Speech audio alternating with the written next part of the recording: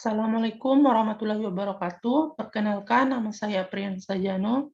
Saya mahasiswa program studi pendidikan ilmu pengetahuan alam dengan NIM 4334200024. Nah, baiklah, di sini saya akan menjelaskan tentang proposal yang telah saya buat, di mana tugas ini untuk menunjang mata kuliah metode penelitian yang diampu oleh Bapak Abdul Haris Otja, MPD. Nah, di sini proposal saya yang berjudul tentang analisis strategi belajar untuk mengatasi kesulitan belajar anak tunalaras pada pembelajaran IPA di SKB Kota Gorontalo. Nah, yang selanjutnya di sini ada latar belakang, di mana ada masalah. Nah, pada umumnya, anak tunalaras banyak mengalami kesulitan belajar yang diakibatkan oleh perilaku anak itu sendiri, di mana anak tunalaras cenderung susah untuk menyesuaikan diri saat berada di dalam kelas. Anak ini memiliki minat dan motivasi belajar yang kurang, sehingga mengalami kesulitan belajar. Nah, hal ini terjadi juga di SKB Kota Gorontalo, di mana anak tunalaras mudah dipengaruhi oleh temannya untuk tidak mengikuti pembelajaran yang sedang berlangsung, tidak memperhatikan penjelasan guru saat berada di dalam kelas, dan sering masuk ke dalam kelas sesuai dengan keinginan sendiri.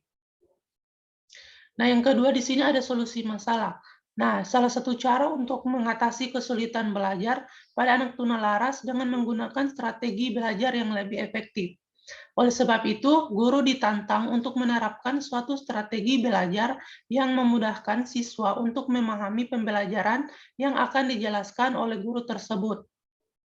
Nah, dengan menggunakan strategi belajar, diharapkan anak tunalaras menjadi lebih mudah menerima pelajaran IPA dan dapat mengatasi kesulitan belajar pada anak tunalaras. Selanjutnya di sini ada fokus penelitian, di mana fokusnya itu tentang strategi belajar untuk mengatasi kesulitan belajar anak tunalaras pada pembelajaran IPA di SKB Kota Gorontalo. Selanjutnya ada rumusan masalah, di mana bagaimana strategi belajar untuk mengatasi kesulitan belajar anak tunalaras pada pembelajaran IPA di SKB Kota Gorontalo. Selanjutnya di sini ada tujuan penelitian, di mana penelitian ini yaitu untuk mengetahui strategi belajar untuk mengatasi kesulitan belajar anak tunalaras pada pembelajaran IPA di SKB Kota Gorontalo. Nah, di sini selanjutnya ada manfaat penelitian, di mana dapat digunakan sebagai referensi dalam memilih strategi belajar yang sesuai dengan kondisi anak tunalaras untuk mengatasi kesulitan belajar. Nah, maka dengan penelitian ini diharapkan guru dapat melaksanakan pembelajaran dengan menerapkan strategi belajar. Selanjutnya di sini ada kajian teori. Kajian teori tentang strategi belajar, di mana istilah strategi mengandung pengertian pola umum kegiatan yang direncanakan untuk melaksanakan suatu kegiatan yang di dalamnya melibatkan banyak unsur yang harus diatur. Selanjutnya di sini ada belajar, di mana belajar adalah perubahan yang terjadi dalam kemampuan manusia setelah belajar secara terus-menerus, bukan hanya disebabkan oleh proses pertumbuhan saja.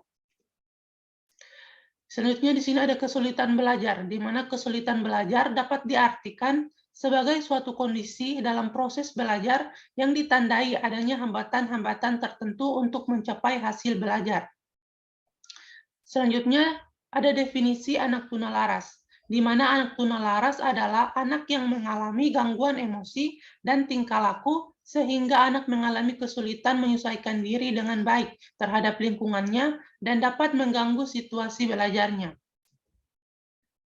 Selanjutnya di sini ada karakteristik tunalaras, di mana karakteristik anak tunalaras adalah bersikap membangkang, mudah terangsang emosinya, emosional, mudah marah, sering melakukan tindakan agresif, merusak, mengganggu, dan sering bertindak melanggar norma sosial atau norma susila atau hukum. Karakteristik akademik, hasil belajar di bawah rata-rata, tidak naik kelas, sering membolos, sering melakukan pelanggaran, baik di sekolah maupun di masyarakat. Selanjutnya di sini ada pembelajaran IPA, di mana IPA merupakan ilmu yang mempelajari peristiwa-peristiwa yang terjadi di alam, dilakukan dengan penyelidikan yang terorganisir, yang di dalamnya memuat fakta, konsep, prinsip, serta teori. Selanjutnya di sini ada metode penelitian, di mana metode penelitian yang digunakan adalah penelitian kualitatif, di mana penelitian kualitatif adalah suatu penelitian yang ditunjukkan untuk mendeskripsikan dan menganalisis fenomena, peristiwa, aktivitas sosial, sikap, kepercayaan, persepsi, pemikiran orang secara individual maupun kelompok. Selanjutnya di sini ada lokasi penelitian, di mana penelitian ini dilakukan di Sanggar Kegiatan Belajar SKB Kota Gorontalo, kelas 8 paket B yang berlokasi di Jalan Profesor Dr. John Aryo Katili di Tapa, Kecamatan Siptana, Kota Gorontalo, Provinsi Gorontalo. Nah, selanjutnya di sini ada instrumen penelitian, di mana instrumen atau alat penelitian kualitatif adalah peneliti itu sendiri. Namun, setelah fokus penelitian menjadi jelas, maka dikembangkan instrumen penelitian sederhana yang dapat mempertajam serta melengkapi data hasil pengamatan dan observasi.